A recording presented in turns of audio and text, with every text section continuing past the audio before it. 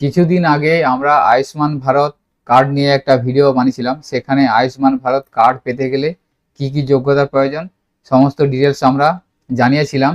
সেখানে যে সমস্ত ক্রাইটেরিয়াগুলো রয়েছিল সেই সমস্ত ক্রাইটেরিয়া হিসাবে আয়ুষ্মান ভারত কার্ড হতে গেলে অনেক মানুষ সেই কার্ড থেকে বঞ্চিত হয়ে যেত। কিন্তু বর্তমানে পশ্চিমবঙ্গের মুখ্যমন্ত্রী আয়ুষ্মান ভারত কার্ড নিয়ে একটি ঘোষণা দিয়েছে। সর্বপ্রথম আপনারা জেনে নিন যে আয়ুষ্মান ভারত কার্ড সম্পর্কে মাননীয় মুখ্যমন্ত্রী কি বলেছেন, তারপরে আমি বিস্তারিত আলোচনা করব আজকের ভিডিওর মাধ্যমে। তাই ভিডিওটি স্কিপ না করে আপনারা সম্পূর্ণ দেখবেন এবং আমাদের সাথে থাকবেন। আয়ুষ্মান ভারতে ইতিমধ্যে এনরোলমেন্টের কাজ শুরু হয়েছে। আমাদের বিশ্বাস যে জুলাই মাস থেকে আয়ুষ্মান ভারতের কার্ড আমরা দিতে পারবো এবং তার বেনিফিট গোটা ভারতবর্ষে আয়ুষ্মান ভারত কার্ড হোল্ডাররা পাবেন। আমরা আশা করছি যে স্বাস্থ্যসাথীর কার্ডের সঙ্গে যুক্ত এমন 6 কোটিরও বেশি আমরা যারা কার্ড হোল্ডার তাদেরকে আয়ুষ্মান ভারতে এক্ষুনি নিয়ে যেতে পারবো। পরে পরে এই সংখ্যা আরো বৃদ্ধি পাবে এবং যারা নতুন করে আয়ুষ্মান ভারতে যুক্ত হতে চান, স্বাস্থ্যসাথীতে যুক্ত হননি, তাদের ক্ষেত্রেও অপরচুনিটি থাকছে।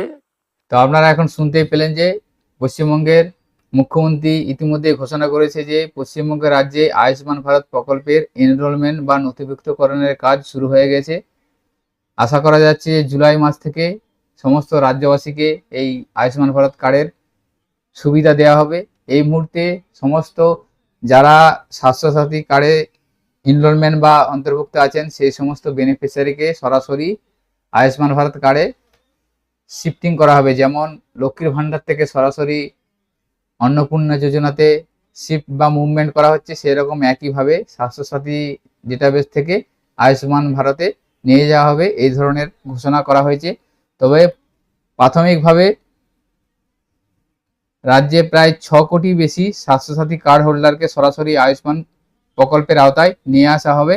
অর্থাৎ প্রথম পর্যায়ে প্রায় 6 কোটির মতো স্বাস্থ্যসাথী সুবিধাভোগী বেনিফিশিয়ারিকে আয়ুষ্মান ভারত প্রকল্পের আওতাতে নিয়ে আসা হবে। এছাড়া যারা স্বাস্থ্যসাথীতে অন্তর্ভুক্ত নয় তাদের ক্ষেত্রে আয়ুষ্মান ভারতের জন্য নতুন করে আবেদনও করতে হবে, সেটাও ঘোষণা করা হয়েছে।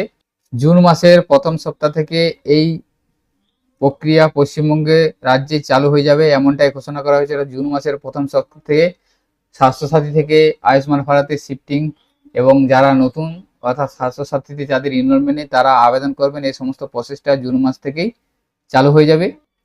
স্বাস্থ্যসাথী কার্ডের সুবিধা শুধুমাত্র পশ্চিমবঙ্গে পাওয়া যেত, কিন্তু সেই স্বাস্থ্যসাথী থেকে যখন আয়ুষ্মান ভারত প্রকল্পে আপনারা সুবিধা পাবেন সেক্ষেত্রে আপনারা ভারতবর্ষের যে কোনো রাজ্যে গিয়ে এই কার্ডের সাহায্যে চিকিৎসা করাতে পারবেন।